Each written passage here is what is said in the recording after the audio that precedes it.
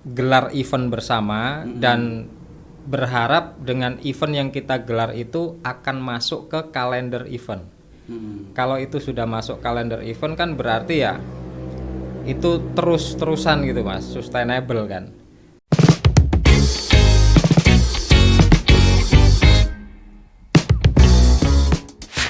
Assalamualaikum warahmatullahi wabarakatuh. Tapi pun pemirsa Pringseu TV dimanapun Anda berada, jumpa lagi bersama saya Hasbi Athilah di program spesial, program andalan Pringseu TV, yaitu Podcast Sewu Tamu.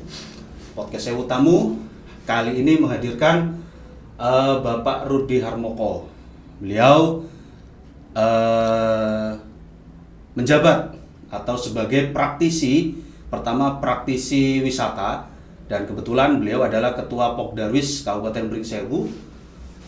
Pokdarwis itu kelompok sadar wisata, dan beliau ketua dari Pokdarwis Kabupaten Pringseu, yang mana di setiap kecamatan, dari 9 kecamatan ada wisata-wisata di Kabupaten Pringseu, baik itu wisata alam, wisata edukasi, dan wisata yang lain. Nah, beliau ini adalah ketuanya.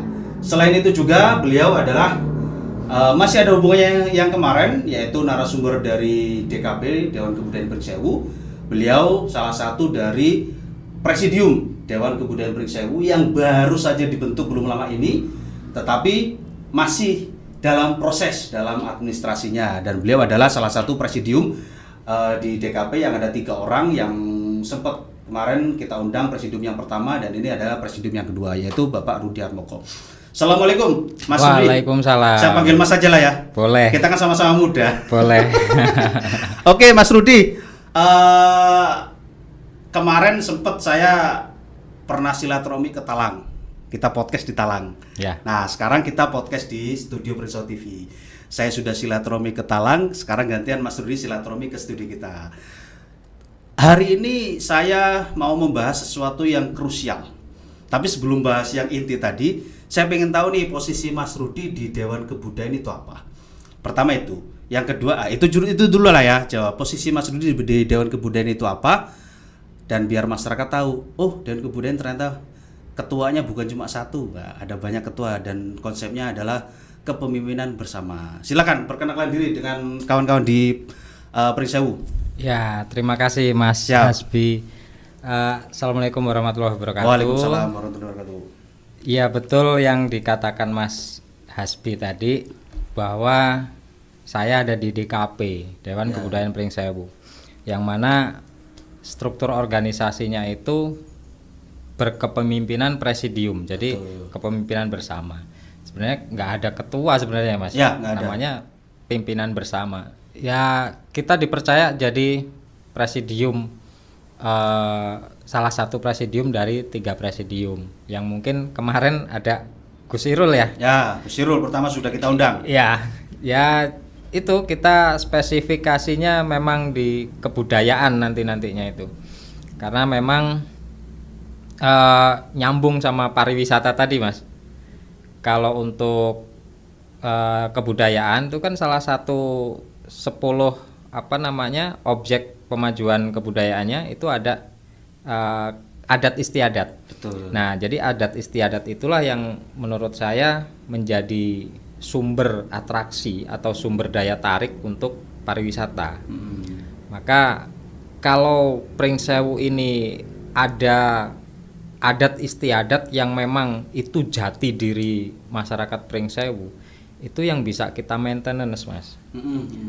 Jadi untuk menarik wisatawan, karena wisatawan dari luar Pringseu itu pasti akan tertarik manakala adat istiadat kita berbeda dengan daerah luar kan gitu. Jadi mereka sengaja ingin mengetahui kearifan lokal Pringseu apa, adat istiadatnya bagaimana. Nah, itulah yang menjadi kunjungan wisatawannya yang kita harapkan melonjak gitu Mas. Berarti yang saya bisa pahami Mas Rudi, kalau pemahaman saya berarti nanti Dewan Kebudayaan itu bisa bersinergi dengan wisata. Sangat bisa. Pariwisata di Kabupaten Pringseu. Sangat bisa. Nah, sementara ini kan pariwisata di Pringseu yang saya tahu nih Mas ya, mungkin saya kekurangan literasi, kalau salah tolong dibenarkan. Wisata di Pringseu yang saya tahu sebagian besar itu wisata buatan. termasuk wisata alam pun wisata buatan. Nah, menurut Mas Rudi ini bagaimana cara mengemasnya antara Dewan Kebudayaan yang isinya ada kebudayaan Lampung ataupun Jawa ataupun suku yang lain, budaya lokal dan kesenian, cara mengemasnya untuk perkembangan wisata itu seperti apa? Secara teknis kalau menurut pandangan Mas Rudi ini? Kalau secara teknis ya jelas harus bersinergi dulu Mas antar komunitas. Karena di Pringsewu kan basis pariwisatanya basis komunitas. Jadi harus ada sinergi yang sustainable dari beberapa komunitas tadi. Misal nih dari Dewan Kebudayaan daerah itu kalau bisa mengadakan event besar, gelaran seperti yang kemarin digelar oleh institusi Polri, dari Polres Pringsewu, itu kan sangat bagus, sangat bagus untuk melestarikan kebudayaan yang ada di Pringsewu. Nah, itulah mengapa DKP ini dibentuk. Tujuannya itu hanya untuk melestarikan kebudayaan Pringsewu, untuk mengenalkan kebudayaan Pringsewu ke dunia luar. Dan itu yang kita harapkan untuk menarik wisatawan datang. Jadi untuk masalah teknis ya jelas pertama harus bersinergi dulu dengan komunitas-komunitas yang memang aktif di bidang pariwisata. Terus bisa kita gelar event bersama dan berharap dengan event yang kita gelar itu akan masuk ke kalender event. Kalau itu sudah masuk kalender event kan berarti ya itu terus-terusan gitu Mas, sustainable kan. Jadi diharapkan setiap tahun atau setiap 6 bulan sekali secara berkala, artinya selalu ada event-event yang bisa menarik kunjungan datang ke Pringsewu. Bisa juga dibentuk paket wisatanya. Nah itu kita kemas bareng-bareng nanti dengan praktisi-praktisi yang ada di pariwisata seperti tour travel, pokdarwisnya, penggiat-penggiatnya, itu kan bahkan akademisinya pun bisa ikut andil di situ. Ya. Oke, berarti nggak salah lah ya kalau DKP ini menunjuk Mas Rudi selaku Ketua Pokdarwis menjadi salah satu presidium di DKP ini. Terus gini Mas, sebelum lanjut Mas silakan diminum kopinya Mas. Oh iya. Ini kopi asli buatan lokal Pringsewu. UMKM ya, berarti. UMKM. Dan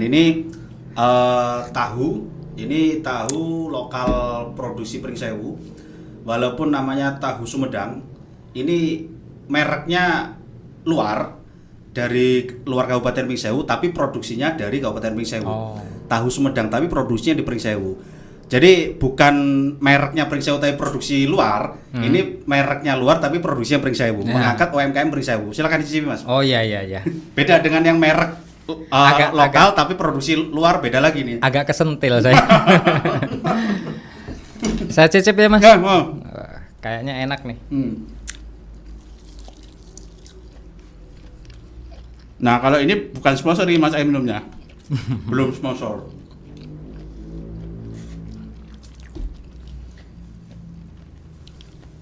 Tapi sama yang di Jawa sana. Sama. Rasanya rasa tahu. Ini susu basi. Kalau sebelum jadi tahu, ini bisa jadi susu. Dibasikan, difermentasi jadi tahu. Oke, Mas. Lanjut pertanyaan selanjutnya. Saya penasaran nih, Mas. Di Talang Indah itu kan judulnya aja Talang. Di situ ada peninggalan Belanda berupa talang, ada talang 1, 2, 3 sampai 5, Pak. 5 sampai talang 5. Nah, di wisata Talang Indah itu kan bisa dikatakan talang terpanjang ya? Iya, yang paling panjang. Nah, saya pernah dengar nih Mas, ini berhubung mendatangkan narasumber langsung A1 nih ya.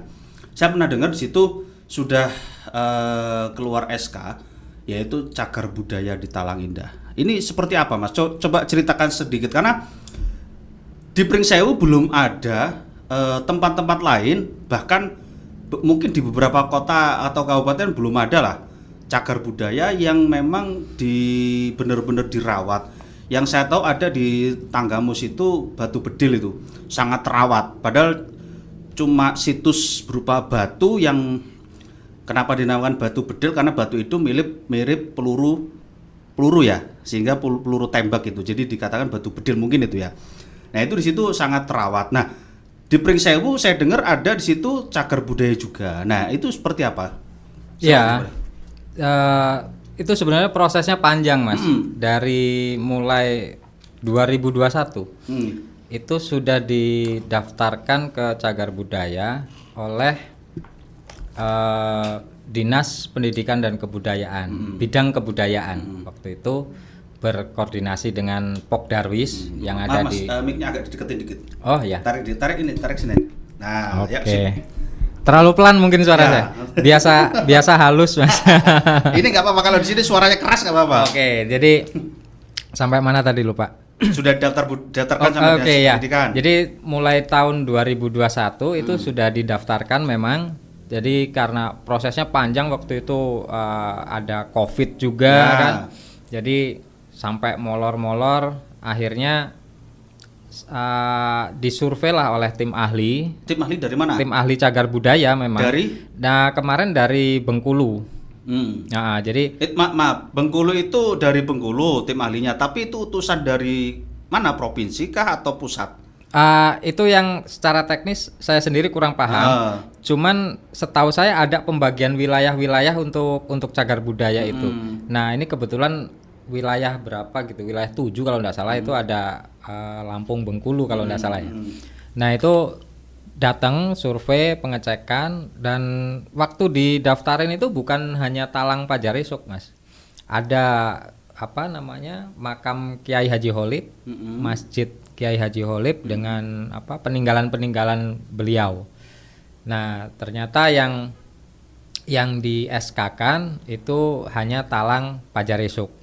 Jadi SK-nya itu bukan Talang Indah ya. Kalau Talang Indah itu kan nama destinasi wisata. Tapi untuk cagar budayanya itu Talang Air Pajaresuk. Oke, Mas. Terakhir closing statement karena waktu kita juga terbatas. Harapan saya podcast ini bisa ditonton sama Pak Bupati dan anggota dewan dan masyarakat luas bisa melihat podcast kita. Closing statement dari jenengan sebagai Ketua Pokdarwis Kabupaten Pringsewu juga sebagai Presidium DKP. Monggo. Ya, jadi untuk masyarakat Pringsewu kita punya kebudayaan yang harus dilestarikan. Yang spesifikasi saya itu di bidang pariwisata, terus kebetulan ada cagar budaya tadi.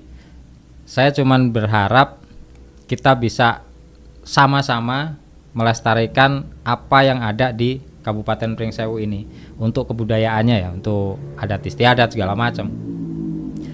Spesifik untuk Talang, kalau boleh sumbang saran untuk pemerintah Kabupaten Pringsewu, Talang itu berlokasi bukan di tanah warga, bukan di tanah masyarakat, tapi itu aset pemerintah. Jadi Pokdarwis itu hanya memanfaatkan itu yang dengan tujuan membantu perekonomian, membantu mensejahterakan masyarakat di sekitarnya. Terlebih lagi sekarang sudah ada BUMD, itu kalau bisa dikaitkan dengan pariwisata, bisa dong pariwisata ini dijadikan unit usahanya BUMD. Karena apa? Pariwisata di Pringsewu itu sangat susah untuk nyari investor. Betul. Jadi kalau ini dikelola oleh BUMD, toh itu lahan punya pemerintah.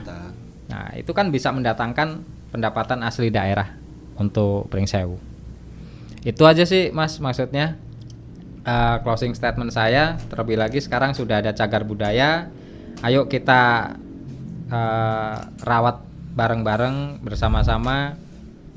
Dari pemerintah juga mensosialisasikan ke kita regulasinya bagaimana, terus dilatihlah kita yang ada di cagar budaya tadi. Oke. Itu aja. Terima kasih Mas Rudi atas kehadirannya di sela-sela kesibukannya. Jadi saya itu pesen request Mas Rudi untuk hadir ini 2 minggu yang lalu. Jadi kalau yang lain kemarin udah podcast, hari ini telepon pagi, sore bisa berangkat tuh. Mas Rudi saking sibuknya karena yang diurusi wisata di seluruh Kabupaten Pringsewu, muter aja dia. Oke, terima kasih pemirsa di manapun Anda berada. Hari ini cukup sekian acara kita di acara podcast Sewu Tamu. Sampai jumpa lagi di lain waktu dengan materi ataupun narasumber yang berbeda. Tetap di podcast Sewu Tamu. Assalamualaikum warahmatullahi wabarakatuh. Waalaikumsalam. Terima kasih.